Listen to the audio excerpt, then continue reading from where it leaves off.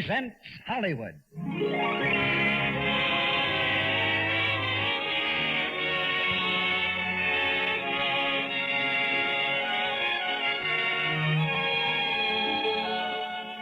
The Lux Radio Theater brings you Bette Davis and Spencer Tracy in Dark Victory. Ladies and gentlemen, your producer, Mr. Cecil B. DeMille.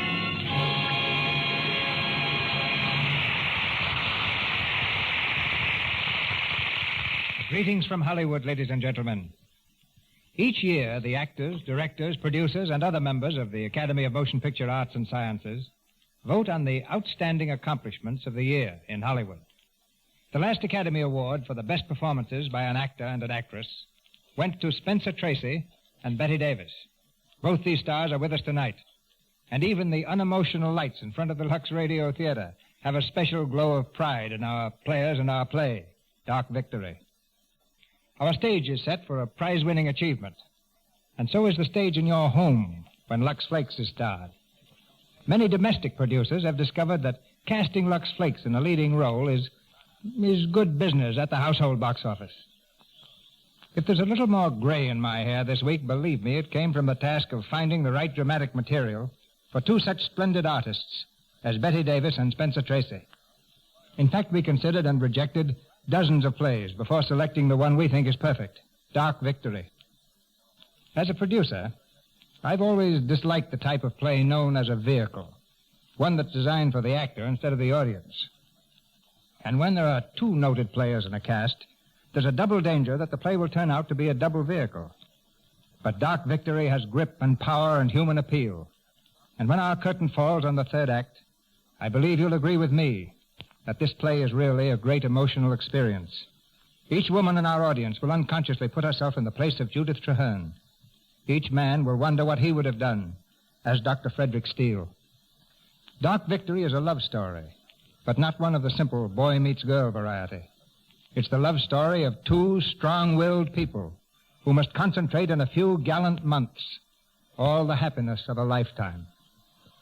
Our footlights shine their brightest now as the curtain rises on Act One of Dark Victory, starring Bette Davis as Judith Traherne and Spencer Tracy as Dr. Frederick Steele.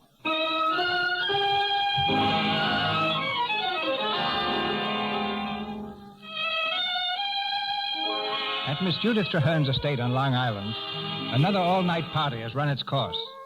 It's just 6 o'clock in the morning as the last car swerves through the gate and the phone begins to jangle wildly. First in one room, then another, from the servants' quarters to the kitchen, and then at last in the bedroom of Miss Traherne's secretary and companion. Hello? Mr. Traherne's secretary speaking. Well, good morning, Miss Anne. It's a cheerful day now, isn't it? Who is this? This is Michael over at the stable.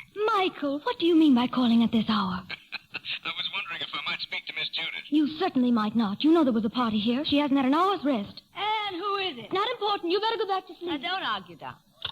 Hello. This is Miss Judith Traherne of the Sleepy Trahernes. Is it now? Well, this is Mr. Michael O'Leary of the Wide Awake O'Learys. We got a customer for that colt of yours. He's down at the stable now. We can get 10,000 if we snatch it quick. If you mean challenger, Michael, not 10 and not 20. My head's just woozy, not vacant. If you don't mind my saying so, Miss Traherne, it might be a good idea for you to take charge of the cups and ribbons and leave the handling of the horses to me. I do mind your saying so. You had your orders last night. I ought to slap that man's face. Michael's impertinent sometimes, but he's just about the best trainer money can buy. Help me up, Dolly. I'm going down to the stable. Will you, please? Ooh. Well, you know, I'm absolutely giddy. Look at me. What is it? Another headache? A hangover you could hang your hat on. Oh, from what? You didn't touch a drop last Oh, night. I did so gallant. No, you didn't. I watched you. As fast as you were handed cocktails, you slipped them into the flower bowls. It was your petunias that got tight, not you. Well, why can't I walk straight then? You're silly if you don't believe me. Judith, I don't like the way... I'm going to send for Dr. Parsons. No. Why not, Judith? Now, listen, I'll be all right in a minute. Be a darling, Anne. Get my things, will you? And tell John to bring up the car. Tell him to hurry.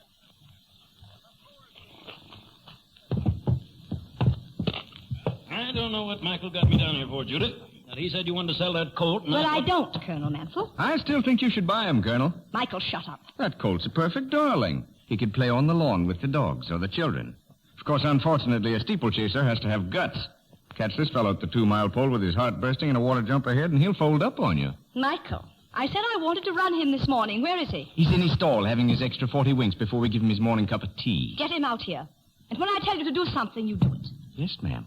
Right away, ma'am. Well, I'm sorry, Judith. I'd like to make a deal. Oh, don't go away, Colonel. I'm going to take him over the jumps. Judith, is it your head again? It comes and goes. Anne, I'll show him if that horse has courage. Here's your fine horse, Miss Judith. Shall I give you a hand up? Up you go. Thanks.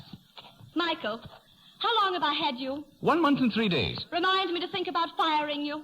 Oh, you'll not be firing me, Miss Judith. We're going to get on together. Just because I call your darling a coward. Someday you'll learn, Michael, that courage is in the blood. When any of us hits that last hurdle, it's all that counts. Sure. And I'll take your little horse and go along. Michael, she's not going to take the high jumps, is she? Looks like it. But she's leading him in wrong. Stay over to your left, Miss Judith.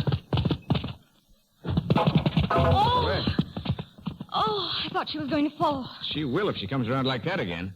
Miss Judith, you're way off to the right. Come in straight for that jump. Who's riding this horse? What's the matter with her? Miss Judith, straighten out. You'll crash the wing. Look out! Look out!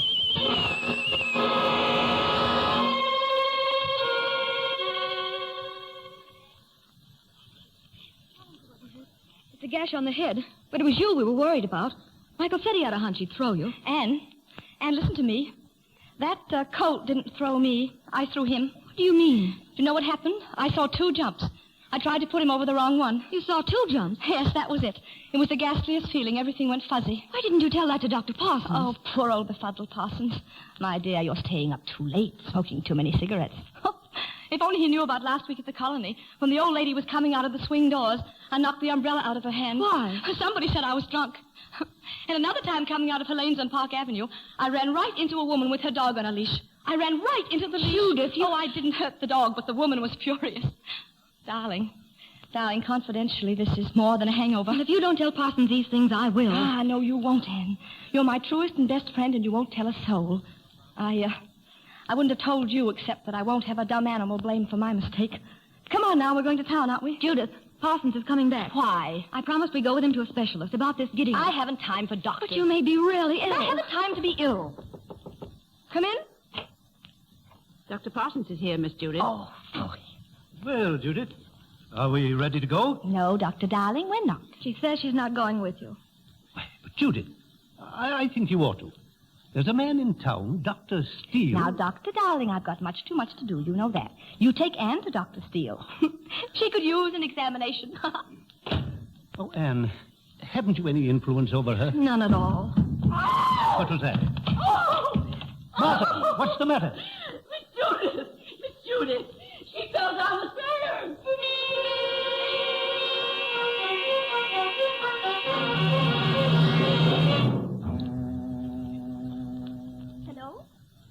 Hello, I can't hear you. Yes, this is Dr. Steele's nurse. No, I'm afraid it'd be useless. Dr. Steele has closed his office. Permanently, yes. No, he's not coming back. You're welcome. Goodbye. Sounds good, eh, Wainwright? If you want to hear a fine woman break down and sob, Dr. Steele, just keep talking like that. Have to leave in 45 minutes. Remember that now. Well, what about this case of Dr. Parsons? He's very worried, told me to keep you here by force if necessary. You tell old Parsons I've waited 9 years for this train. I'm not going to miss it just because some Long Island glamour girl fell off her horse. Dr. Steele, Yeah? I wouldn't talk so loud. They're outside now. Who? Dr. Parsons and his patient. Wainwright. Well, I'm sorry, Doctor, but he insisted. All right. Have to be polite, I suppose. Will you come in, Dr. Parsons? Thanks. Sit down, Dr. Parsons. Don't forget about that train, Wainwright. I won't. Steele, can't you put off leaving? I'm sorry, Parsons. I've closed my office. But why? I've told you. I'm through with private practice. You're going into research, is that it? That's it. I want to work on cells, brain cells. I want to find out why healthy cells suddenly go berserk, grow wild. Do you feel you can do as much for people that way as you have done in surgery? Yeah. More if I have any luck. Why? Because I have a patient who needs you, Steele. But, Please. I- The girl is desperately ill. She's been losing ground every day. I read your report. Well, if 2 minutes of talk will do any good, go ahead. What's this about headaches? She's been having them persistently. Even before the accident. Before? She calls them hangovers. Ah. And you wait until now? You don't know that girl. She's stubborn. Only yesterday she went to a revival of Serrano in the afternoon and played bridge half the night. She won't cooperate. She won't even tell me anything. Mm-hmm. By the way, if she's such a crack horsewoman, why was she thrown? It was a queer sort of accident. She steered her horse into the right wing of a jump. What's that? You sure it was the right? Yes. Why? No.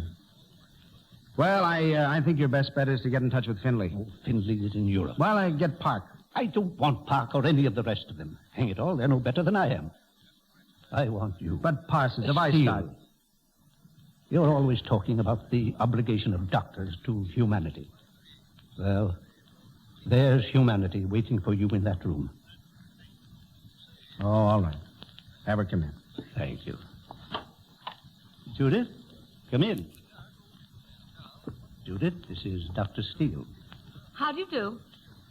My name's Traherne. Judith Traherne, or don't names matter? What's that? I mean, to the cold scientific eye, we're guinea pigs, aren't we? Glad to have met you, Doctor. Wait a minute. How'd you get those burns on your hand? Where? On your right hand, right here, between the first two fingers. Well, I never noticed them till now. Oh, I see. Wait outside, Judith.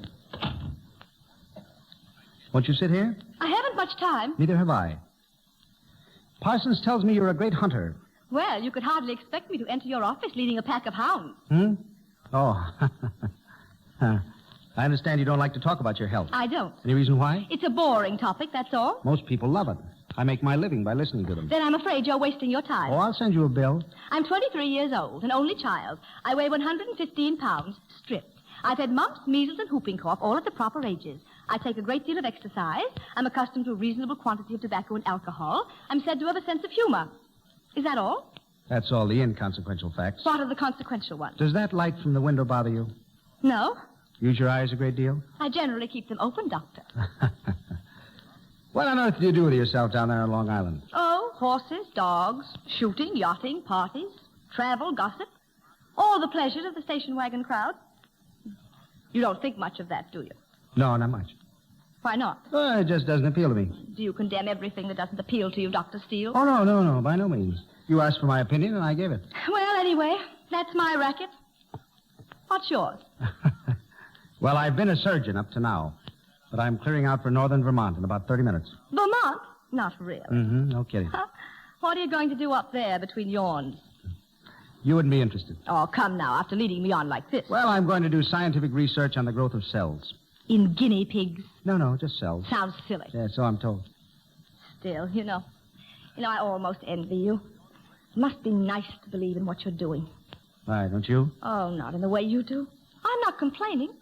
Take it all in all, they dealt me a very good hand. I'm young. I have no particular responsibilities. I shan't cultivate them either, once free or without. Oh, I shall probably marry someday. No hurry about that. When I do, I shall build a house on a ridge I know, with a glorious view. I'll have my horses, and with luck, I'll have about 40 years of it. I think that's a pretty good setup. That light is in your eyes. Oh, I wish you wouldn't keep harping on that. There's nothing the matter with my eyes. You're squinting. I'm not squinting. I'll put the blinds down. There, that's better. Well, suit yourself. It's your office. What did you do yesterday? I played bridge in the afternoon. I went to the theater in the It evening. was the other way around, wasn't it? Yes, I guess it was. What was the play? Cyrano, wasn't it? Well, yes, why? Did you like it? Well, my head was aching. How long so- have you had these headaches? Oh, I don't have them. You have one now. No, I have not. How did you come out at bridge yesterday? Let me think. Quickly. I don't remember. I know you lost. Yes, I lost. How much? Well, how can I remember? I play bridge every day. You've been losing a lot lately, haven't you? Oh, yes. Playing badly? I, Forgetting what the cards are and what's the bid? Why do you ask me these stupid questions? Wait a minute. Did Parsons say you could go out yesterday? I'm accustomed to looking after myself. But you did disobey his orders, didn't But you? what if I did? Well, why pay a doctor to advise you and then disregard his advice? I didn't call him. Someone else called him. So you're taking orders from someone else, aren't you? Doctor, listen to me. I've never taken orders from anyone. And as long as I live, I shall never take orders from anyone. And here's something else. I'm well. Absolutely well. I'm young and strong and nothing can touch me. Neither you nor Dr. Parsons can make an invalid out of me. And now I'm going. I'm sorry to have wasted so much of your time. This is my last interview with Doctor. That's right. Run away because you're frightened. That isn't true. Come on over here. Now sit down. I want to talk with you. You held certain things back from Dr. Parsons because you were afraid to admit them. You didn't tell him that you've been having these headaches for months. But you have, and they've been getting worse lately until now you're never free of them. And your eyes have been cutting up, too, just as though someone was shutting a pair of folding doors until your vision is almost cut in half. You pretended it was imagination, but it isn't. Then that queer, dull feeling in your right arm, you couldn't laugh that off. I'll tell you how you got those burns. A cigarette. It burned your fingers, and you never felt it because your tactile nerves are paralyzed. Your memory is all shot to pieces. You can't concentrate. Look at your bridge scores. You're irritable because your nerves are all on edge. You're afraid to admit it, but you can't deny it. Now, that's true, isn't it? Yes. Yes, it is true. I can't deny it. Then why don't you let me help you? Dr. Steele, you have to leave now if you're going to catch that train. Train? Yeah, well, there'll be other trains on other days. Doctor. Cancel the tickets. Yes, Doctor. Oh, thank you very much for staying. Not at all. A few days, one way or the other, won't matter. I'm sorry I was so difficult. I like the way you fought back at me. You've been a good sport. Well, if I weren't that doctor, I'm afraid I wouldn't be much of anything. Tell me, what's wrong with me? Is it my eyes? Now, I'd be a poor excuse for a doctor if I told you before I'm positive myself. For the next few days, I'm going to ask you to have some x-rays taken, lots of them. Otherwise, you're to live your normal life, do everything you've been doing, see your friends, have parties, everything the same, with one exception. What's that? You'll have to see a good deal of me. I'll bet you'll be a frost at a party.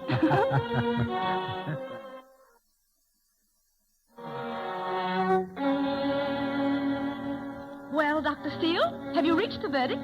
Yes. The prisoner will rise. The sentence? We will have to operate. Operate.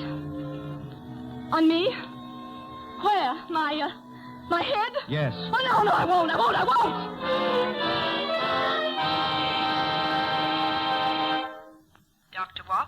Dr. Walker, in surgery, please. Dr. Carvel, administration, please. Dr. Carvel. Good morning. How is everything? Everything is awful. Look what you make me wear. The operating gown? Pretty dowdy, aren't they? I suppose you brought a lot of nice things of your own. Well, of course I did. I have lovely nighties. I bought 2 new ones, especially for this. Miss Ann, I see no reason why Mr. Hearn shouldn't wear something of her own. They're in the drawer. Yeah, have them ready for her when she comes back from the operating room, will you? And now, Mr. Hearn, how about drinking this? Well, what is it? It's just something that makes you sleep. Right down. Ugh. That's right. Well, I don't want to go to sleep. How could anyone sleep in a 2x4 like this? At home, I have a bed big enough for 6, and here I can't move. Now, wait a minute. I'll show you something nice about this bed. See, it goes up to rest your legs. It goes up and down to make your back feel better. Why, before you're through, you want to take it home with you. You know, you do make it feel better. I can't understand me. I've never given in a fraction to anyone else. And here I am letting you bounce me up and bounce me down. In fact, I'm letting you. Tell me, exactly where does it happen? Here in my head? That's my worry. Doctor, how do you do it? Just what do you do? Chatterbox, aren't you? Ah, it is very distasteful, isn't it? Oh, well, I don't care. I don't care about anything. This is such a nice bed. And it's a nice room, too. Thank you, Anne. Anne, you're standing over there miles away. Come over here. I love you, Anne. I don't know what I'd do without you. I love you. Do you and the doctor like each other? Of course. Sure. I want you to like each other. Because, you see, I love everybody. Will they cut off my hair? Just a little of it. But I don't want my hair cut off. It'll grow back. Oh, yes. Of course it will. Isn't that silly of me? I feel so good. Nothing to think about. You're going to sleep now. That's right. I must do everything you say. I'm in your hands, Doctor. Ah, they're such nice hands. Nice, strong hands. Doctor? Yes? When you get inside my head, see if you can find any sense in it.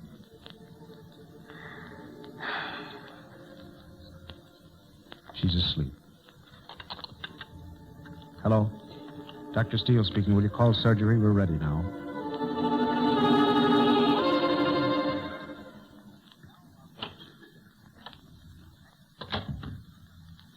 Well, How is she? The operation was a complete success. Go on. I told you what to expect before we operated. She's bound to have a recurrence. An invalid, I suppose. No. No, I'd say it's a rare case. She'll apparently be as well as any of us. That is until, well, her sight may fail near the end. Amblyopia?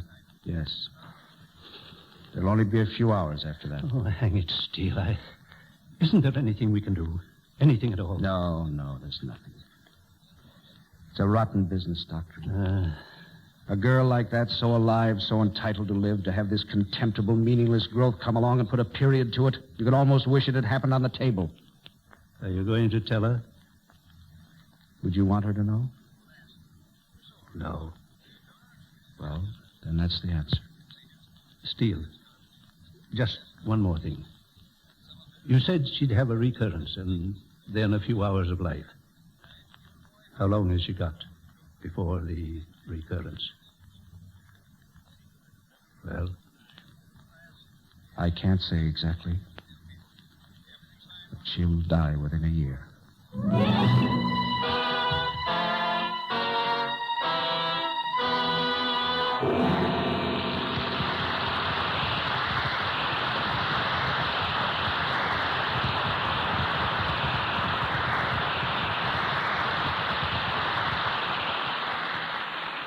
You have just heard Act One of Dark Victory, starring Spencer Tracy and Betty Davis. Mr. DeMille brings you Act Two in just a moment. But first, I have some important news for you. Listen a moment and you'll hear how it sounds over the wires. The telegraph is saying just 3 words. Here's what they are. New Quick Lux. Yes, that's our big news for millions of housewives. News about a marvelous new Quick Lux that suds with almost unbelievable speed. You know, I thought Lux Flakes just couldn't be improved. It's so swell. Well, Sally, I've heard lots of women say just that. It's so safe, so gentle, so easy on your hands or your clothes, we couldn't make it milder. But here's what scientists working for years in the laboratories have done. They found a way to speed up Lux Flakes. They've added an ingredient costing many thousands of dollars a year, which makes new Quick Lux give you suds in a second. So fast, well, it's almost unbelievable. You'll think so, too, when you pour out these delicate, shearer flakes. Why, you turn on the water, and they bubble into suds like veritable magic. In water as cool as your hand, new Quick Lux dissolves 3 times faster than any of 10 other leading soaps tested. Flakes, chips, beads, and bars. Yet you can get this wonderful new Quick Lux at no extra cost. Here's another grand point. New Quick Lux goes further. Gives more suds, ounce for ounce, than any of these other soaps. It's so very thrifty to use. And it's so gentle. So safe for everything safe in water. Why not stop at your grocer's tomorrow and say, New Quick Lux, please? Your grocer has it. It's in the same familiar box, but it's the wonderful new Quick Lux Flakes. It suds faster, it's thrifty, it's so safe. You'll love it. Now our producer, Mr. DeMille. Act Two of Dark Victory, starring Spencer Tracy as Dr. Frederick Steele and Betty Davis in the role of Judith Traherne, with Lorene Tuttle as Anne.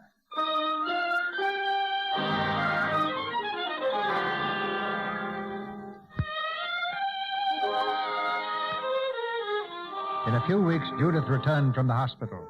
A new Judith, with sparkling eyes and steady hands. She's invited some friends to celebrate her recovery. As she moves gaily among them, Dr. Steele watches from the doorway, his face drawn, his eyes filled with pity. At last, Judith sees him and runs quickly to him. Doctor, where in the world have you been? Hello, Judith. My friend, this is the gentleman who did my operation. Dr. Steele, my gang. How do you do? Now, come over here. I want to speak to you. You're late, you know. I was at the hospital. Ah, never mind that. We're not interested in medicine here. Sit down, won't you? Have some champagne? No, thanks. I had one. You said I could. Have you been a good girl? No. I thought not. Did you drive into town for lunch and come right back? Father, I cannot tell a lie. What did you do? I bought these shoes. Like them? Mm-hmm. They're very pretty. What else? This dress. And some other new frocks that will stun you.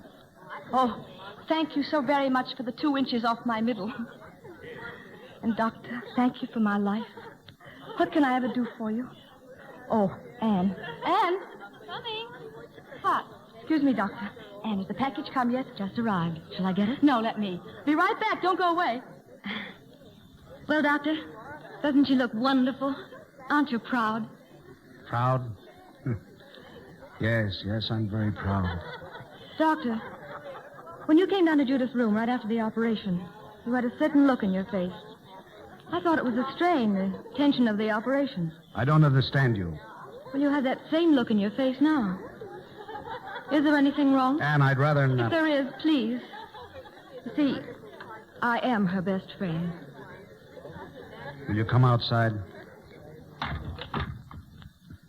Well, Are you strong enough to hear the truth?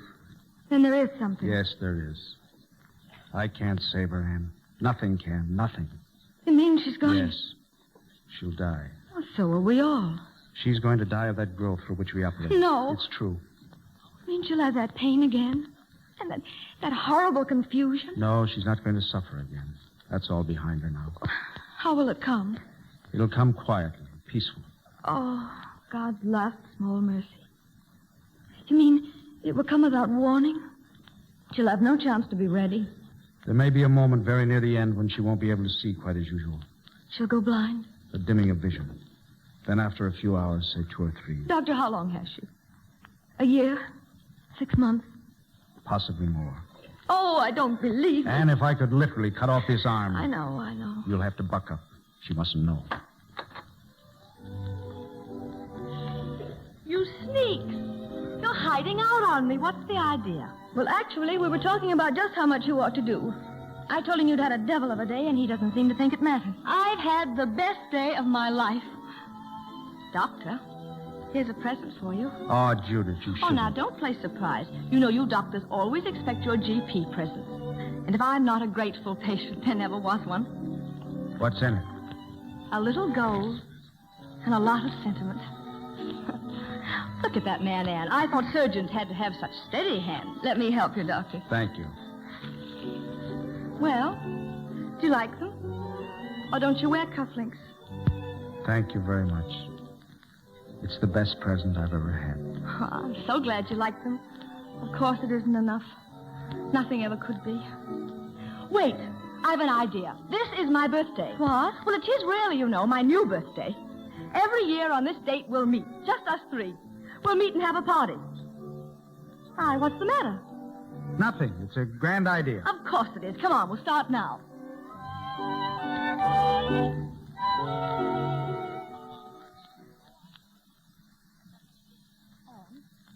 Anne, do you think we ought to dress for dinner tonight? Give him a bit of swish? Just as you please. My first real weekend. It's marvelous. Anne, you will put on your best dignity, won't you, and help me keep dignified? Judith, look at me. I'm looking at you. You're in love. Yes. I thought so. What about him? Has he given you any encouragement? Not a ripple on the water. Drives me crazy. But when I just think of him, Anne, it's awful, but it's wonderful. You know, for the first time I get up in the morning with something to live for. Something besides horses and hats and food. Oh, Anne, he's very fine, isn't he? He's worthwhile, isn't he? But, oh, if only the Spaniards or the French had settled New England instead of the Pilgrims. But if he's given you no sign, then how do you know? Now, Anne, darling, don't be against me. He didn't go away, did he? That's one sign. Huh? Keep both fingers crossed for me, please. One day it'll happen to you, darling, and then you'll know.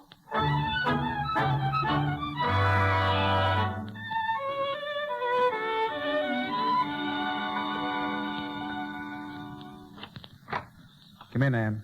I got your call. Trouble. We have something to talk about, Doctor. Yes? Does Judith mean anything more to you than just a patient? Perhaps it's impertinent of me to ask. No, it isn't. I think I know.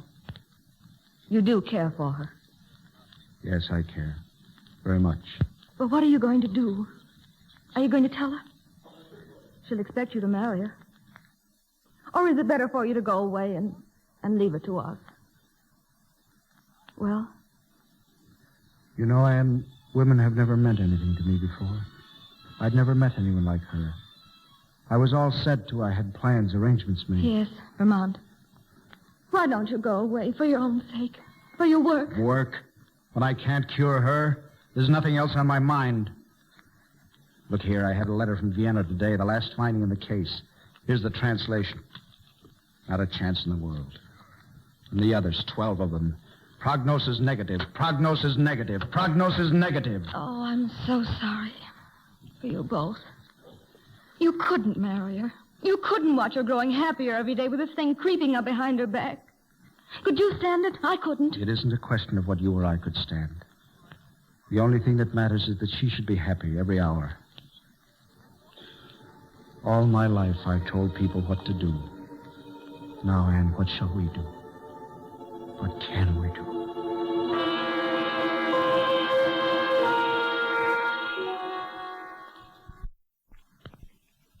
You're quite sure she isn't home yet, Martha? Yes, Miss Judith.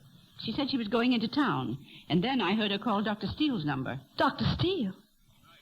Oh, I see. Well, Judith, I'm back. Oh, there she is now. You may go, Martha. Yes, miss. Hello, darling. Hello, darling. Where have you been? Oh, for a drive. Where to? To town. What for? Oh, And where did you go? Judith, please. Hello. How are you, Anne? Oh, I'm sorry. Did I stumble into something? Yes. We were just on the verge of a jealous scene about you. What? Judith, don't. Well, I suppose I'd better go. You didn't mean that, Judith. Darling, you poor fool. Don't you know I'm in love with you? Well, of course I've made an idiot of myself. Naturally, you must be embarrassed. You see, you've been proposed to. Well, all you have to say is that you don't want me. But I do want you. I came here today to tell you I wanted you. Oh, my darling. Judith. Judith, darling.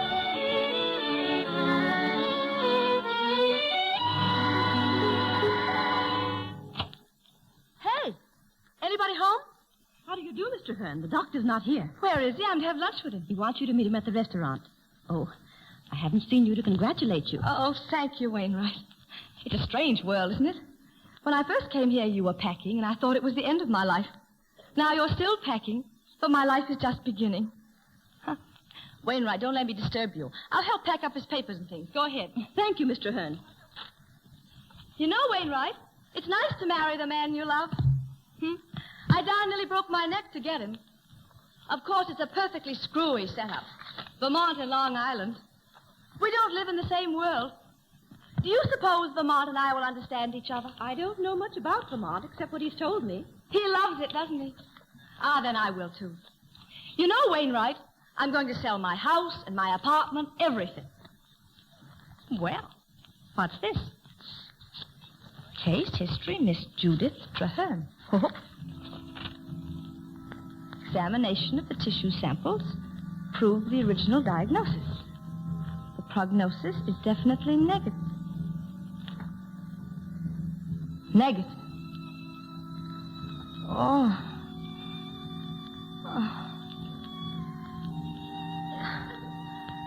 Wainwright? Yes? What does prognosis mean? It means what the future of a case looks like. What does negative mean? It means hopeless, a case that... Mr. Hearn! What is it?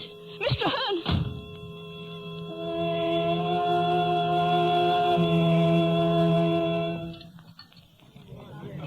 I'm sorry I'm late, darling. I had a consultation. Oh, you look lovely. Have a drink. No, thanks. Another for me, waiter. Yes, miss, right away. You should try one someday. I will. Perhaps on our wedding day. Our wedding day. What's the matter? Oh, could anything be? If I'm late, I'm sorry. Oh, don't be sorry, Anne, about anything. Sit down and join the party. We're playing games, hide and seek. You can play, too. Puss in the corner. What are you talking about? Oh, I don't know. Of course, if you like, I'll leave. You two dear friends probably have a lot to talk over. My two dearest friends. Anne, have a cocktail. I'm going to have another. Yes, I'll have a cocktail. Oh, they're fine. They deaden the brain. You know about brains, Dr. Steele. They loosen inhibitions and make the tongue waggle. You should both have one. Are you quite well, Judith? You should know how well I am. Am I well, Doctor? Shh, the secret. Or wouldn't you know about secrets? Judith. I've meant to ask you, Doctor. Was I a specimen case? Will I make the medical journal? Why don't you tell me what this is about? Why don't you tell me? Why didn't you tell me? Waiter, I think I'll have a large order of prognosis negative. What do you mean? You know, Earth sur le plat. Prognosis negative. Do you know what prognosis negative means, Doctor? Explain to Anne, or have you? A few months of pretending you're well, then blindness, then... So long, my friend. Wait, Judith, we can't talk here, but please. Yes, we can. It was a question of humor, the patient, wasn't it? Give the poor darling everything she wants. The time's so short. Marry her if necessary. Now I know why you went to his office that day. It was to beg him to marry me. Out of pity. You're both so kind. Thank you very much. Judith, you're wrong. Judith! Don't touch me, please. Let me go. Let me go.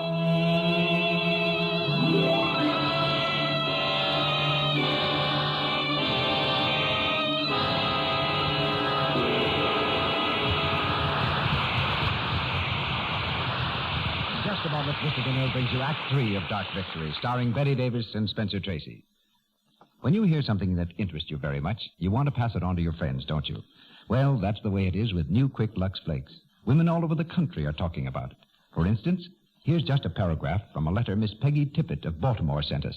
Oh, Sally, will you read the part I've marked, please? Mm-hmm. She says, I didn't think Lux could be improved, but you've done it. New Quick Lux is amazing. It's so fast and so gentle and so thrifty. It's grand. And I second her on that, Mr. Ruick. Yes, Sally, but what else does she say? My sweaters look gorgeous after a dip in new Quick Lux Flakes. It's so gentle it leaves them soft and unshrunken. I keep all of my nice things new-looking longer with this care. New Quick Lux has made me more than ever a Lux fan. Thanks, Sally. Like so many other women, Miss Tippett thought Lux Flakes were just about tops, that they couldn't be any better. Well, we couldn't make them safer or more pure, but our scientists found that by adding a wonderful new ingredient, they could speed up the suds. New Quick Lux gives you suds in a second. The flakes are so fine, so sheer, they burst into suds at the touch of water. In water as cool as your hand, they dissolve 3 times faster than any of the 10 other leading soaps tested. Flakes, chips, beads, bars. New Quick Lux makes faster suds. And it goes further. That's right. It makes more suds, ounce for ounce, than any of the other soaps tested. That means Lux is thrifty, doesn't it, Mr. Ruick? And that's good news to any woman. Yes, Sally. New Quick Lux cost you no more. Not 1 cent was added to the price. New Quick Lux is fast, it's thrifty, and it's safe. As mild and pure as ever. There's no harmful alkali to hurt any color or fabric that's safe in plain water.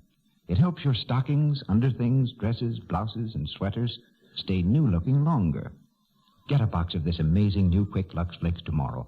Your grocer has it in the same familiar Lux package. Ask him for a large-size box. We pause now for station identification. This is the Columbia Broadcasting System.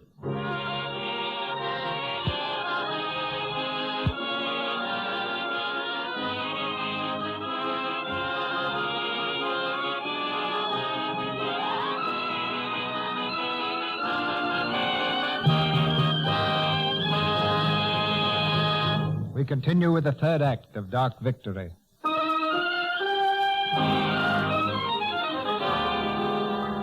With only a few months of life before her, Judith Traherne lives desperately, cramming her days and nights with excitement, striving vainly to forget. At a horse show in New York, her reckless jumping has won her first prize, and now she stands at the bar, receiving the congratulations of her friends. Miss Judith, can I speak to you? Well, Michael, what's the matter? I've got the horses packed. I wondered if you'd care to drive back with me. That mare's got bronchitis and can't possibly last the night. Jessica's girl? Yes. Why don't you put her out of her misery? I'll get there if I can. Ha! Kids, there's a tragedy for you. Jessica's girl has bronchitis and can't possibly last the night. Jessica's girl is a horse. Poor Jessica's girl. Judith, they want you outside, the presentation of the cup. Ah, yes, the darling little cup.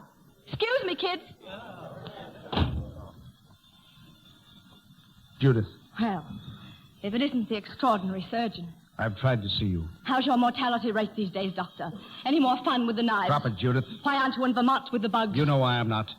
I want to talk to you. When I need a doctor, I'll send for one. I'm not in your care any longer. You'll always be in my care. Will I? Is that part of your duty? To hang on until the very end and watch through those scientific eyes? Stop it.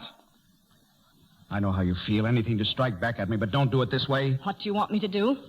Sit alone in my room and think how in a few months... Judith, I want you to find peace. We all have to die, Judith. The tragic difference is that you know when and we don't. The important thing is the same for all of us, to live our lives so we can meet death when it comes decently, beautifully, and finally. Finally.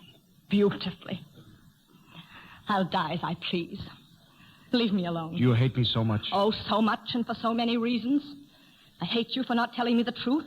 I hate you for letting me hurl myself at your head. Oh, I'm so ashamed. I can understand. I'm sorry, Judith.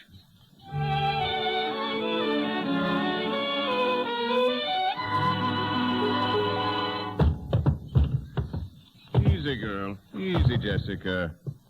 That's the girl. Well, is she going to live, Michael? I guess so. It was touch and go for a while, but she's game. She put up a brave fight. How nice. Can I take you home, Miss Judith? No, thanks. I have a car. Well, I'll have it sent around. No, I'm not leaving yet. Michael, talk to me. What shall I talk about? Oh, anything. Just talk. Tell me about you, Michael. Me? Yes, just as one human being to another. All right. Sure. Do you have a happy life, Michael? Not always. I've thoughts I have to smother down. Thoughts? What thoughts? I guess I was born out of my time, Miss Judith. I should have lived in the days when it counted to be a man, the way I like to ride and the way I like to fight. What good's riding and fighting and having good muscles these days? What do they get you? What do you want?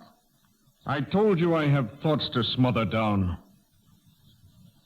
Thoughts about you, Miss Judith. Hi, Michael. You're making love to me. You invited me to talk to you as a man, and it's as a man I'm talking. Surely I'm better than some of them that's playing around with you. They're afraid of you. Now, I've heard them talking. They'd go after you, but they're afraid. I wish that I was in their boots. Do you, Michael? You wouldn't need to risk your lovely neck jumping horses for excitement. One of the nights I've laid awake thinking of you.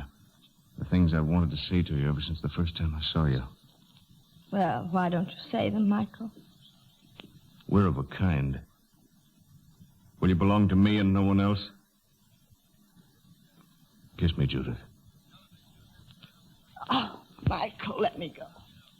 I'm only a stable hand, is that it? No, it isn't that. I can't go on this way. Tonight it would be you, and after tonight, what? You again or someone else, and so on and on until the last hour. Michael, I can't die like that. Die? What's this crazy talk about dying? I'm going to die in a few months, Michael. Does that frighten you? Heaven forgive you for saying anything like that. Yes, heaven forgive me.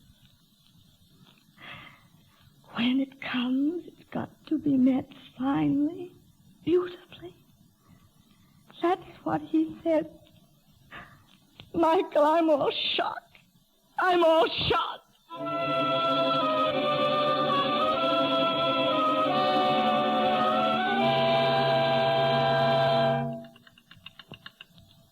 Hello. Murray Hill 77340, please. Judith? Is that you? Yes, Anne. Come in. Oh, it's so late, Judith. I was afraid something had happened to you. Hello? I see. Never mind then. Whom were you calling? It doesn't matter. Business of apologizing to a gentleman for ruining his life. Really doesn't matter. Oh, Anne, I'm so tired. Let me put you to bed. Why? So I can dream. Oh, Judith, don't talk like that. Please, no. It's the waiting, Anne. Day and night. Anne, would it be wrong if I made it happen? Judith, darling, don't. Anne, and I must see him again just once before he goes away.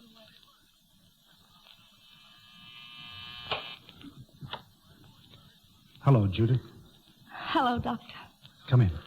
It is a fine time for a lady to be calling, isn't it?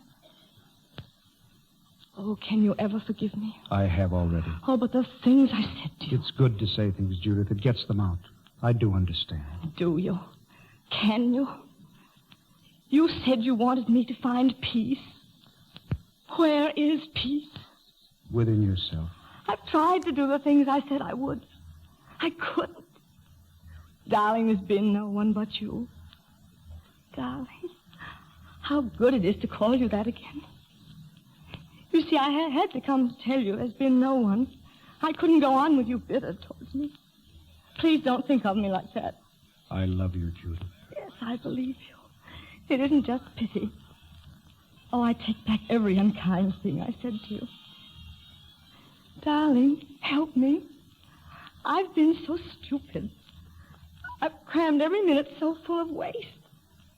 And now there's so little time, and I don't know what to do. And I'm afraid, and you're so right and strong. And Judith.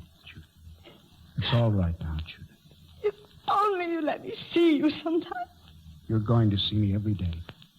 I'll show you what peace I can, Judith. You're coming with me to Vermont. Am I? Oh, no, that wouldn't be fair to you. We'd only have... Forever. Will you marry me, Judith?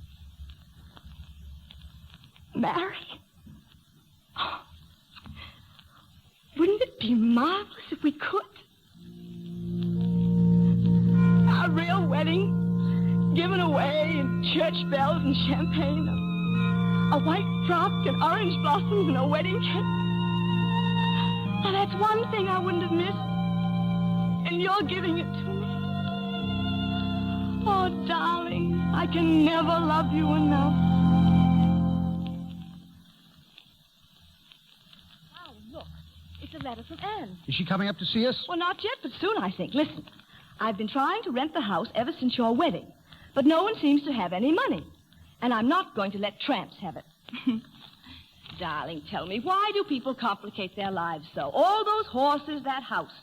Here we have nothing, and yet we have everything. Everything.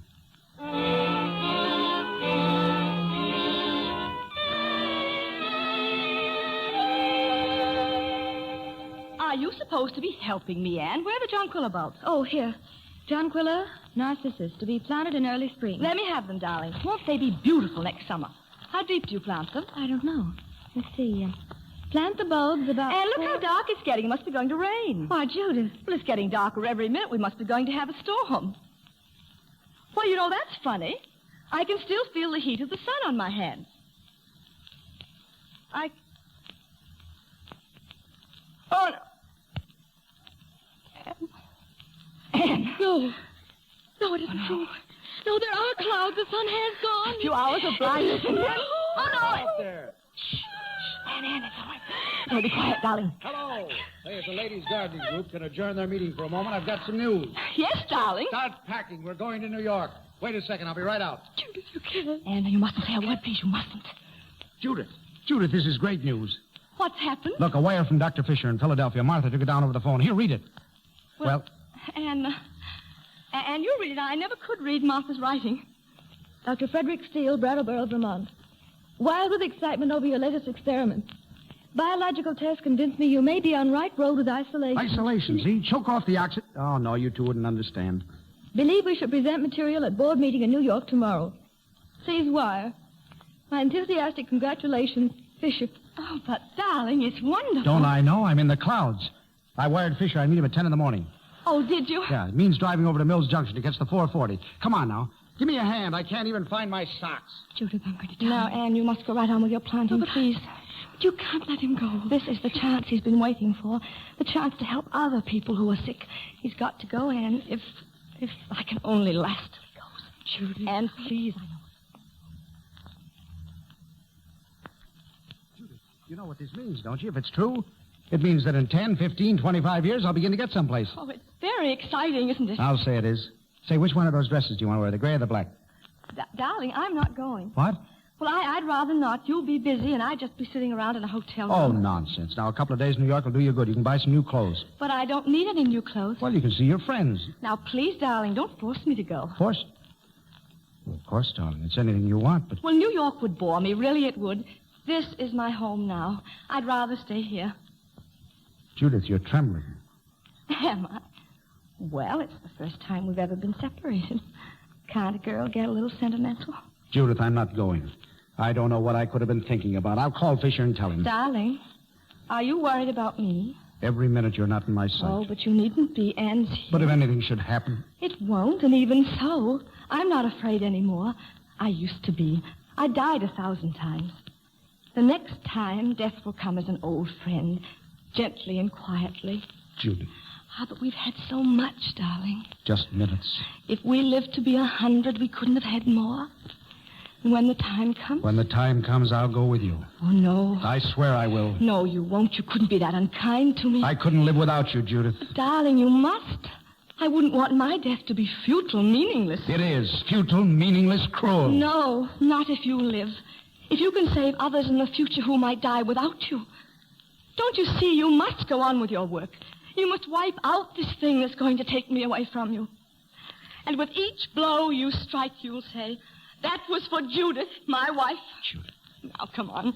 No more nonsense. You go to New York, and I'll wait home as a proper wife should. Darling, tell me, have I been a good wife?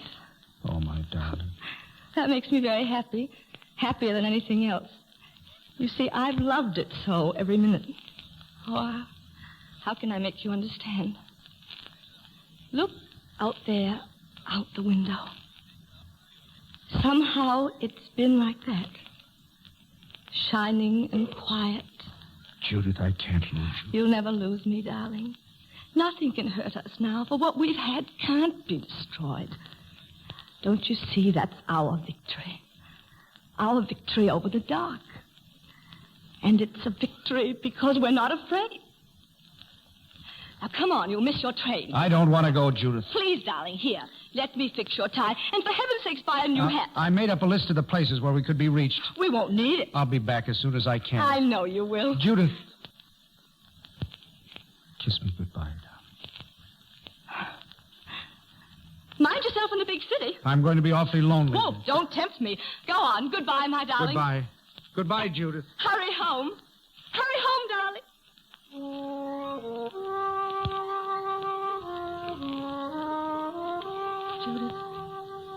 Judith. Did he go? Yes. Judith. And have you planted the hyacinths yet? I'd like to help you with them. You see, they're his favorite flowers. Here they are. I'm afraid I won't be much help, but if you'll dig the holes, I can drop in the seed. Darling, you shouldn't. And please, dear. See, I want to so very much. They should do well in this soil. Oh, the garden will be lovely in June, won't it, with everything blooming? I can see it. Anne, you will take care of my flowers, won't you? Water them well. Yes. And Anne, you will take care of my doctor.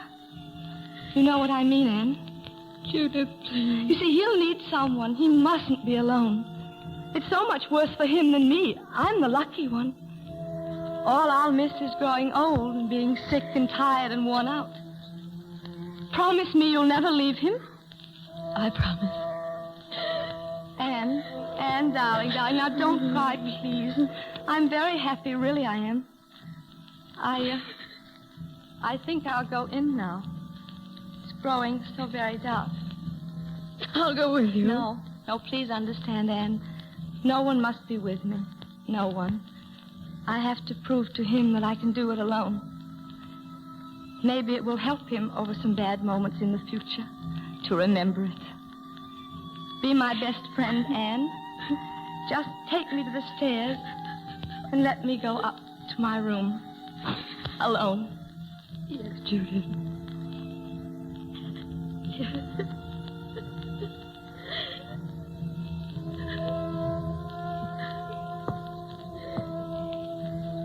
Thank you, Anne. I'll just go up and lie down for a while.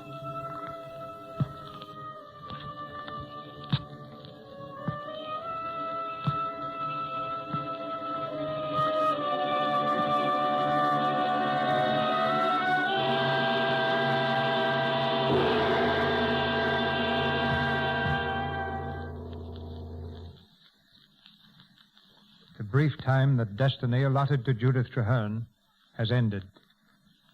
But it ends with the triumph of a gallant spirit as the curtain falls on her dark victory. In just a moment, Mr. DeMille returns with our stars. The other day, I was driving through Pasadena, and I stopped in at a grocery store for something. A couple of women were standing near me, giving their orders. Oh, yes. I want a large box of Lux Flakes, too. I hear they have a new Lux now. That's right. It's new Quick Lux. It's so fast, it suds in a second. Oh, that's wonderful. I want a couple of boxes, too. Well, naturally, that interested me. So I said to the grocer, looks like you're doing a rush business on Lux Flakes. I'll say. That new Quick Lux is going like hotcakes. You know, it's a funny thing. I've heard plenty of my customers say they thought Lux just couldn't be any better. It's so safe and gentle. But darned if they haven't gone and made it suds faster. My wife says it makes just about the fastest suds she ever saw. And she ought to know. She's tried lots of different soaps, and she thinks new Quick Lux beats them all hollow. Yes, ladies, we've made Lux Flakes so much faster. A wonderful new ingredient gives you suds in a second. The flakes are so fine, so sheer, they burst into suds at the touch of water. In water as cool as your hand, they dissolve 3 times faster than any of 10 other leading soaps tested. Flakes, beads, bars, and chips. Yes, new Quick Lux gives faster suds. But that's not all. It goes further. It gives you more suds, ounce for ounce, than any of the other soaps tested. Do you know what that means? It means a little goes so far, it's thrifty, really thrifty. Your grocer has this wonderful new Quick Lux right now in the same familiar Lux Flakes box. Ask him for it tomorrow. I know you'll like it. And remember, it costs you no more. It's so fast, so thrifty, and so safe for all your washables. For everything safe in water alone. Now, Mr. DeMille is bringing our stars to the microphone. If radio had an Academy Award, I'd present it to Betty Davis and Spencer Tracy as they return now for their curtain call. Thank you, C.B. I'd like to pay my respects to George Brent, who created this part so beautifully in the picture. Betty, it was wonderful to work with you again. And the same to you, Spence. You know, Mr. DeMille, when I first came to Hollywood, I was in one picture with Spence. Then we worked for different studios, and we've never appeared together since. That was 8 years ago. Working with Spence in Dark Victory is particularly nice because it's my favorite play. I think I can guarantee that you'll be back here together before another 8 years go by. Yeah, maybe the 8 years was quite a victory for us after all. The title of the picture we made was 20,000 Years in Sing Sing. Well, I hereby sentence both of you to report back soon with a play as good as Dark Victory. What are you planning for the Lux Radio Theater next week, Mr. DeMille? Next Monday night, our star is Bing Crosby, and he's going to appear in Sing You Sinners. Bing will have the same role he played on the screen in the Paramount picture success. Sing You Sinners is a gay comedy that combines adventure and romance. And in addition to Bing Crosby, we'll have Ralph Bellamy, Elizabeth Patterson, and Jacqueline Wells. Miss Patterson is from the original cast of Sing You Sinners. I know we're all going to enjoy that, Mr. DeMille. Good night. So long, C.B. Good night. Dark Victory was a bright victory for both of you.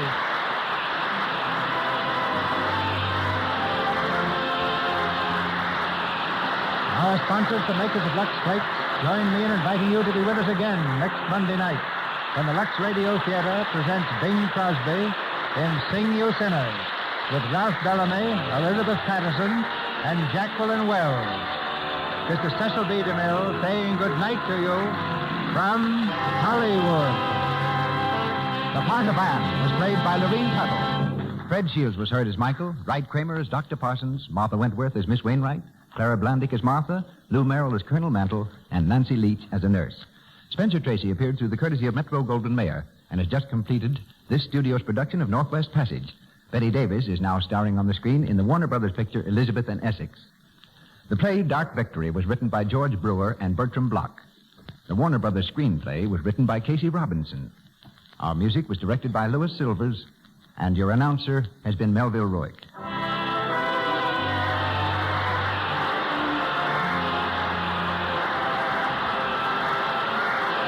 This is the Columbia Broadcasting System.